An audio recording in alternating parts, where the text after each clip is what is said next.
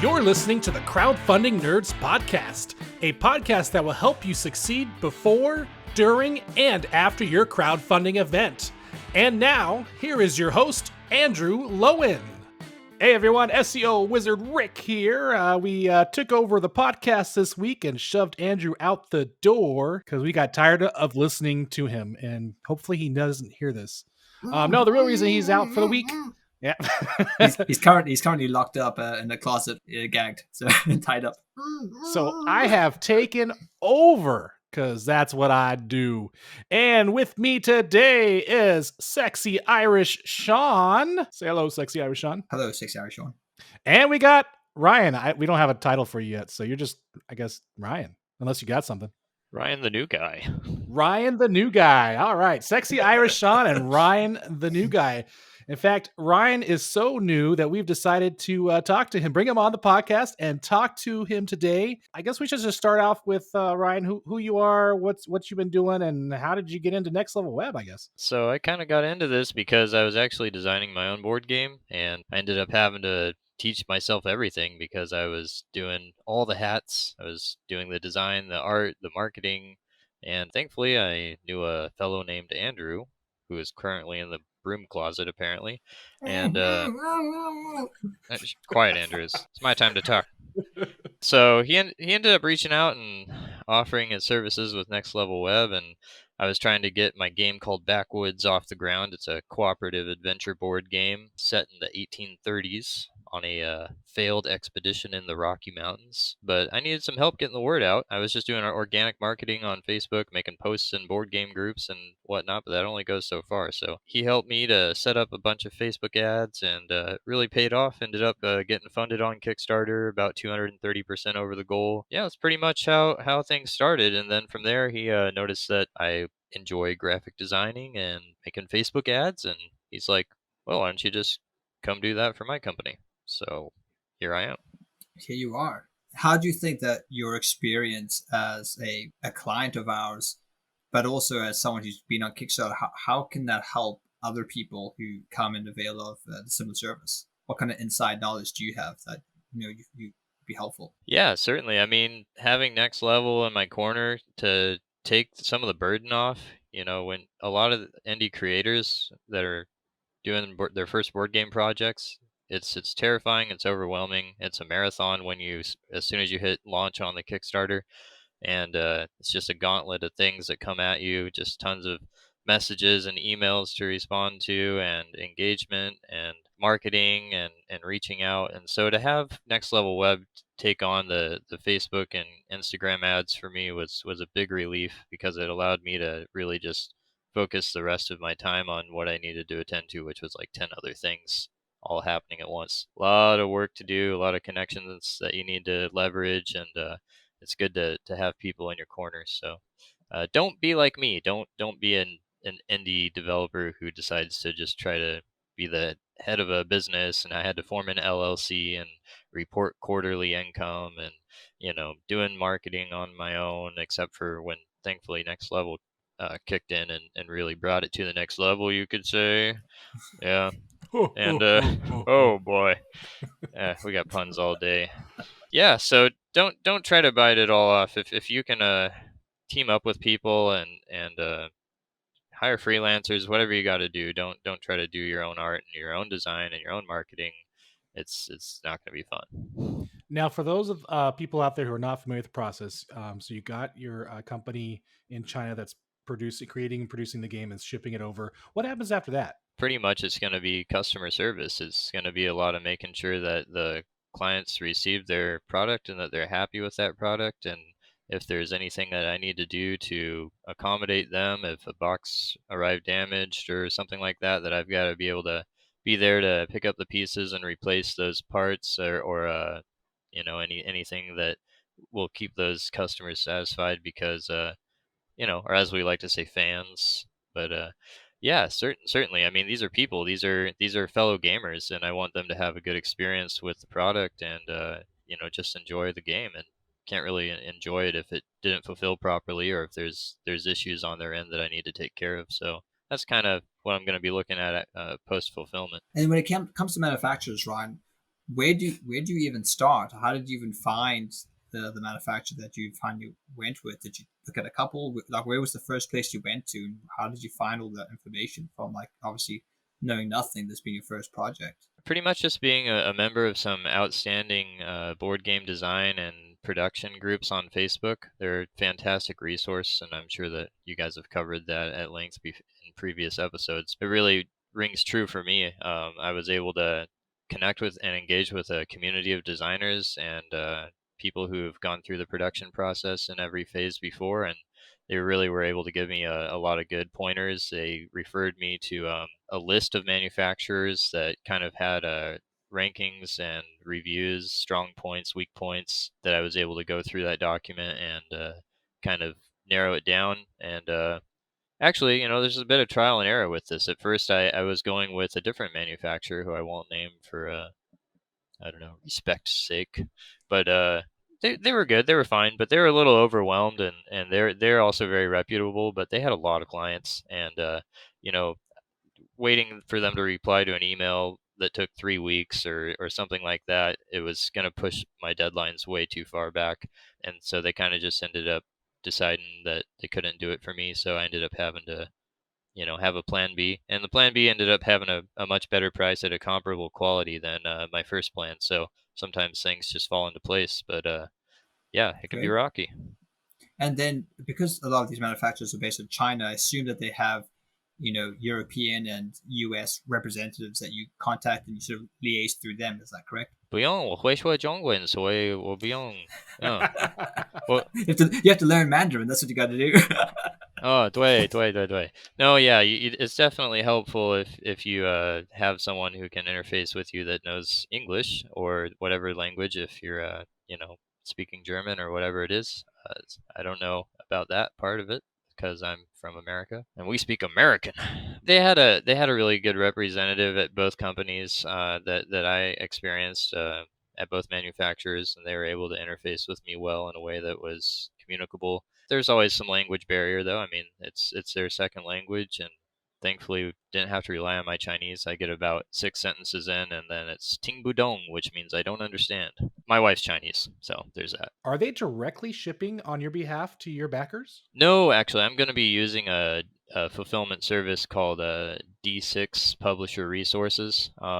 And so I believe they just handled the fulfillment of, or will be for Frosthaven. I don't know where they're at in the production. I did not back Frosthaven, so I'm not sure how that's going. But yeah, so they handled Frosthaven, so I'm pretty sure they're going to be able to handle my little 1,000 game print run. Yes. So Ryan, what have you been up to since you joined Next Level Web? Yeah, been doing all the things that I didn't know I could do, and some things that I was familiar with. So, been just recently introduced to how we handle ad accounts and what we do to try to make those succeed and get a good ROI for our customers and get the word out for these projects, and just getting more familiarity with Facebook ad and how to set those up and do split tests and all that fun stuff. And also doing a lot of ad creative, like creating captivating visuals and just trying to get those things going on. Doing a little bit of mock-ups for web design, a smorgasbord of things, as they say in the Scandinavian tongue. Yeah, that's actually what we all do here at Next Level. We're not a large corporation. We are international though, but we are a small team that actually does things. So we have many hats. Like for example, earlier I was talking about, I'm SEO wizard Rick, but I'm also web host Rick and various other whatever we need to get done tasks Rick. And today I'm doing one thing, and the next day I'm doing doing SEO, doing content creation, fixing a web domain, you name it, it gets done. Yeah, I think I'm troubleshooting Sean because the amount of troubleshooting I have to do, so many things go wrong with ad accounts, and Facebook has just been a nightmare to manage at the moment. I think they're low on staff or something because of this iOS 14 update. And there's just been a lot of like auto bans of a lot of our customers, a lot of our accounts, and that's just been pretty tough chasing all of that down and trying to keep everyone informed and happy. And yeah, it's a bit of a nightmare.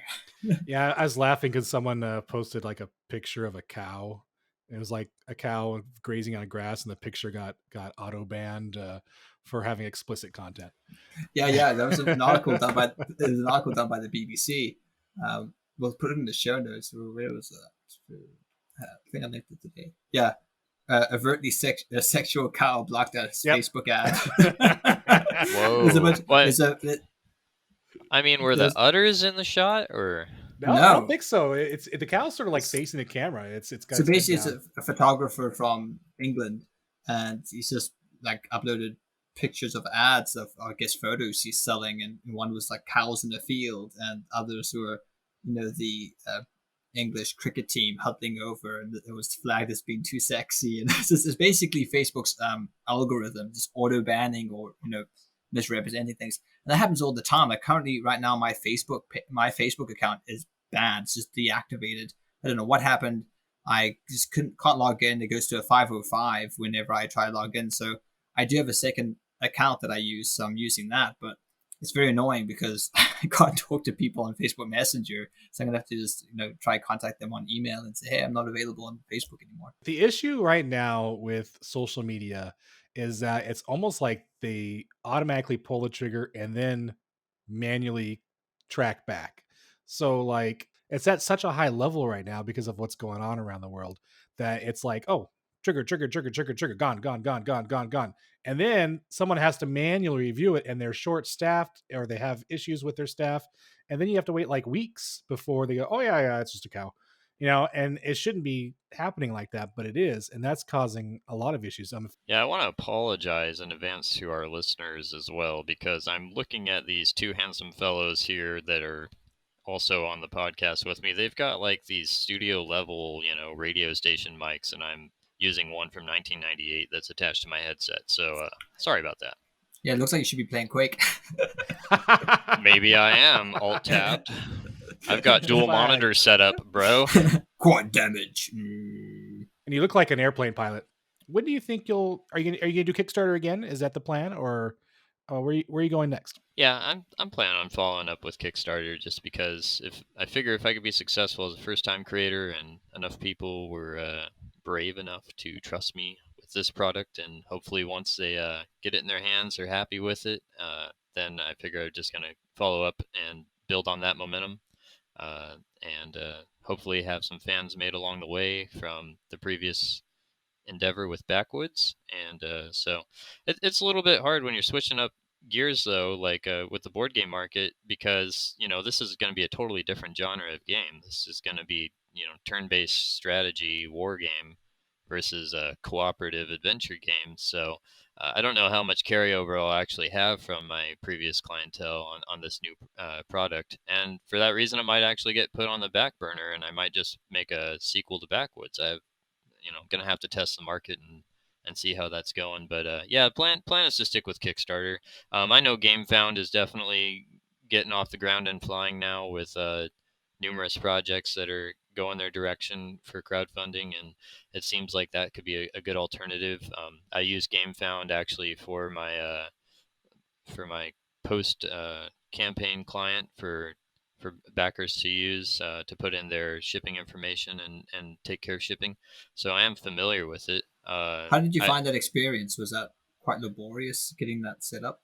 It wasn't. It would have definitely been, except for they had an excellent customer service representative. I believe his name is Martin Poole, a really cool guy. He went to go work for, I believe, and don't quote me, I might be wrong, but I think he went to BackerKit now. And so he's no longer with GameFound, but thankfully he was while I was getting set up, because that helped me big time. And so hats off to you, Martin. I don't know if you're listening, but I love you. Wherever you may be. Shipping scares me. I don't know why it does, but it does. Can you let the listeners know like how your shipping schedule worked, and what charges are being done for shipping, and how? I don't know. It's just scary to me. It's just a scary thing. I mean, it's scary to me too, because I haven't actually seen that succeed yet. I'm still in manufacturing, so I'm sure that there's going to be some nightmares that come up. I don't remember what the name of that little canal was that got a little Suez Canal. The Suez Canal near Egypt, yeah, those were bad times. So you just never know when something's gonna go sideways, like a giant freight ship that just decides to block the birth canal of commerce. And so yeah, as far as pricing and evaluation of that kind of stuff goes, it was handy for me to just work with a fulfillment agency that was able to give me a spreadsheet of what their prices are per region, and calculate the costs from there, and then determine how much of that I want to eat and try to subsidize. Because when you're going on Kickstarter, you have to realize that most of these projects are uh, taking a hit with the shipping, and in order to offer it for substantially lower, or at least a little bit lower. Me as a smaller guy, my first campaign, I couldn't really subsidize that much, but I still took off about a couple dollars off of or the equivalent currency. What do they use in Ireland? Euro. They're using the Depends on what euro. part of Ireland. They're still sort of connected to the UK. It's all, the Yeah, Euro if you're thing. at the top Yeah. bit of it, it's the pound, and if it's at the bottom part, then Okay. it's the euro. I was watching this documentary, and it was about if U.S. and the U.K. ever got into a war with each other. Pretty much the U.S. would take over Ireland, so that way they'd make it a station, so that way they can get. What do you mean take it? They already have. Facebook's here. Nearly every massive corporation. I thought you were under aren't you under UK's wing? Aren't they the ones No. aren't they your big brother? No, they're like rivals. Yeah, I think the US even have a military base here. They have like special privileges. I think it's the Shannon. They have a base where they can land in, because there's controversy around basically refueling in the Shannon, and then like going to Iraq, to fight. So I think there was a bit of controversy here when that was happening. But hey, well, I don't know Yeah, where the good old US of A doesn't have a military base, but yeah. Probably got one under my house I don't know about. Yeah, so speaking of you said Northern Ireland uses the pound, right? So we've got Brexit to deal with, and that's definitely made a bit of a headache for producers of board games trying to navigate the shipping waters, because we were really uncertain until this new year rolled around how that was going to affect shipping prices. And so far, it seems like it's actually turning out to be a little bit cheaper than we thought it would be. So, Ryan, what's your favorite board game? That is the question of questions.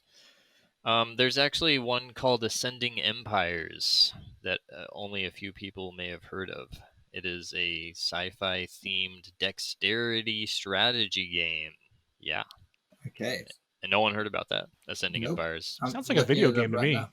There's got to be some Ascending Empires fans out there listening. It's a really great game.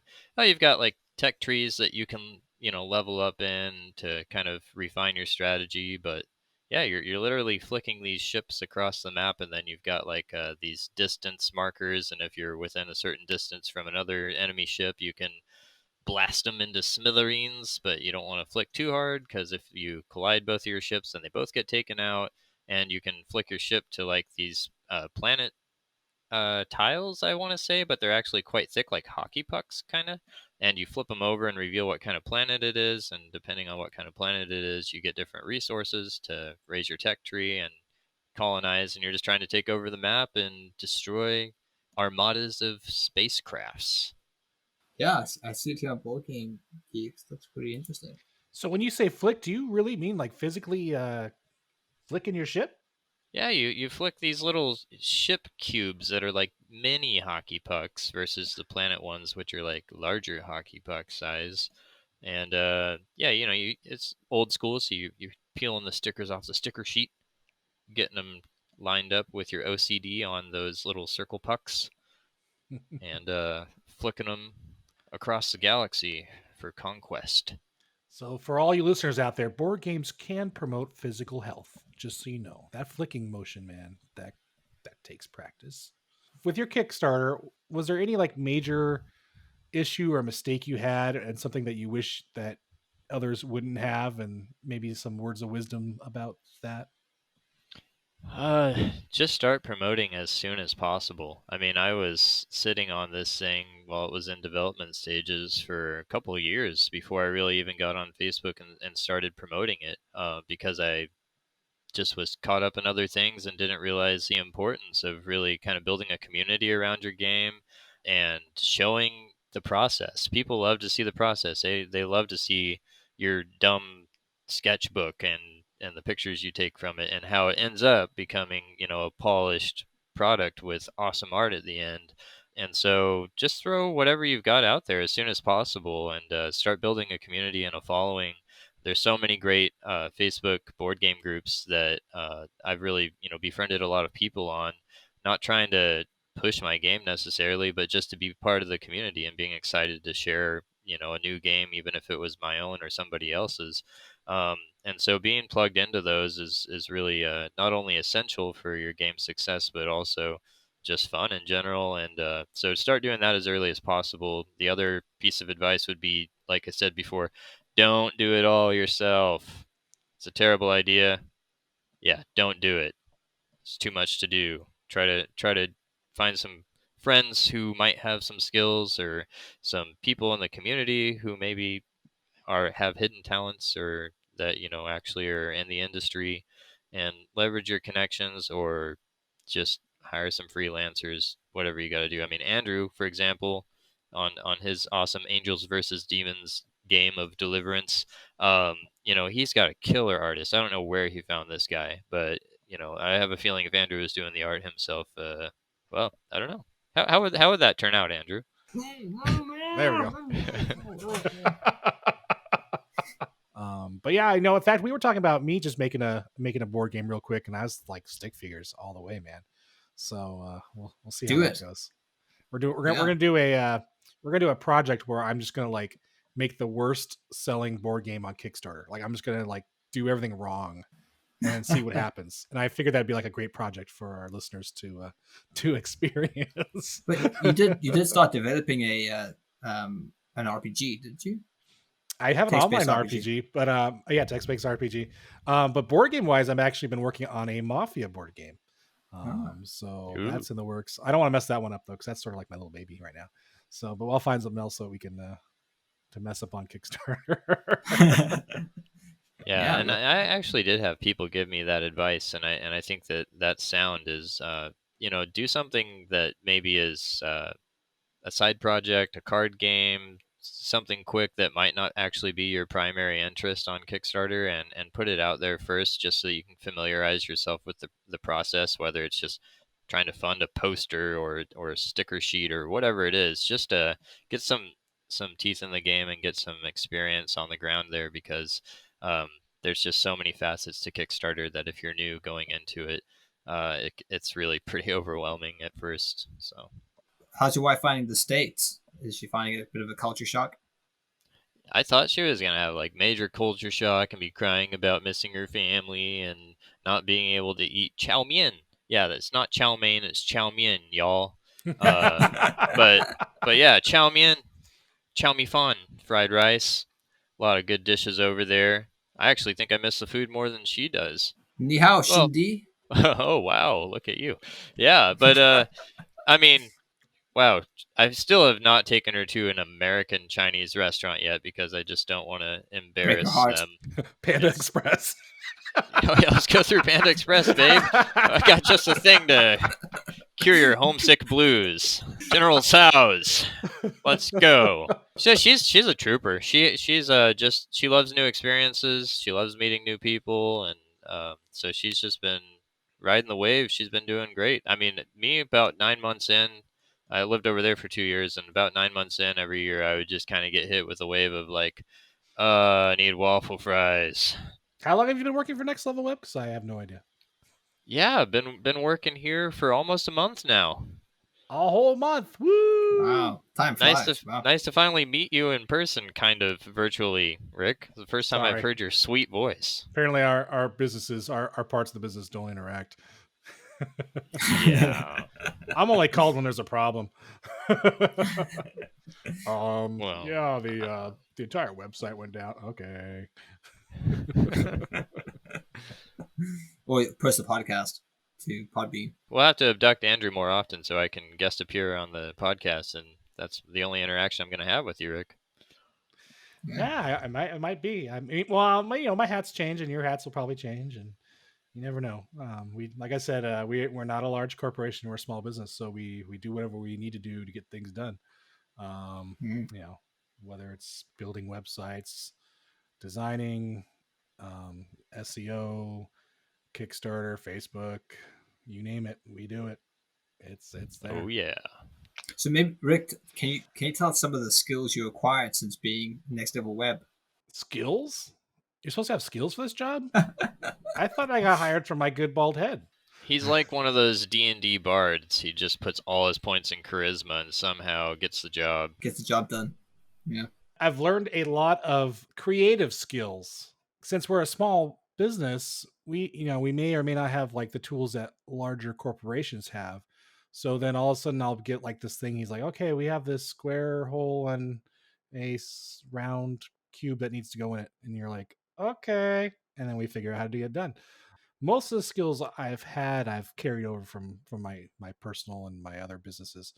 But with this job, Andrew gives us a lot of freedom to, at least me. I don't know about you guys. You guys are probably like handcuffed and whatnot, but he gives me a lot of freedom to try new things, do things on my own, and see what works and what doesn't. In fact, there's been a lot of things that I've tried that we've actually implemented, like for example, reputation management.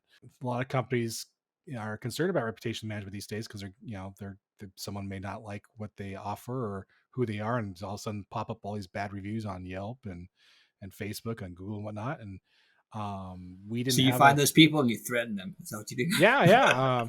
No, there We're was working pretty That's why good. he's making a Mafia board game, guys.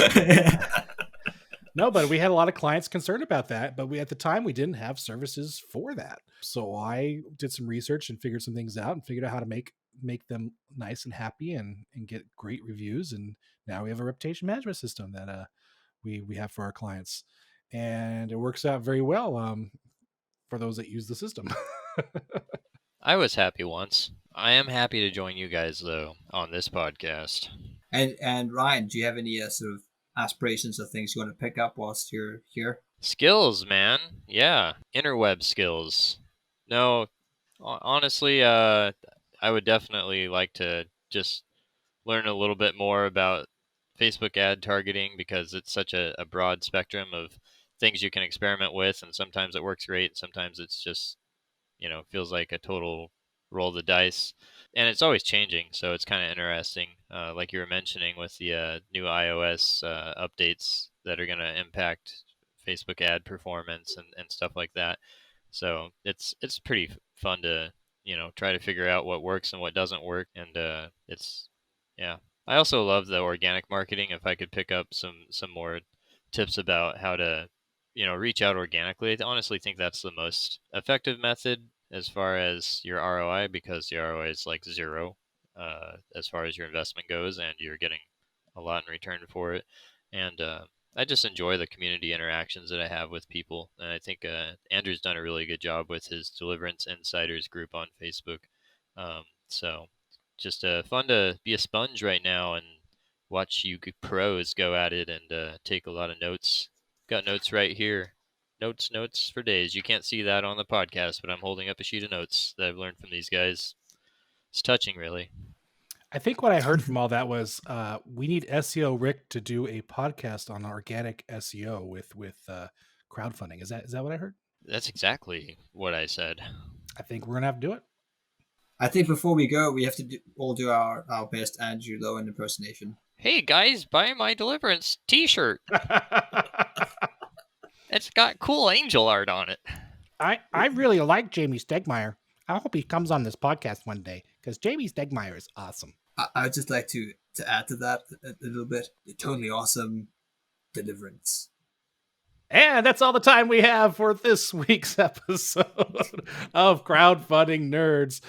For some more resources and articles and previous podcasts, please visit our website at crowdfundingnerds.com. And if you have a wonderful, exciting question for any of us, including our new guy, Ryan, is that what we're going to be using? New guy, Ryan. Visit crowdfundingnerds.com/question, fill it out.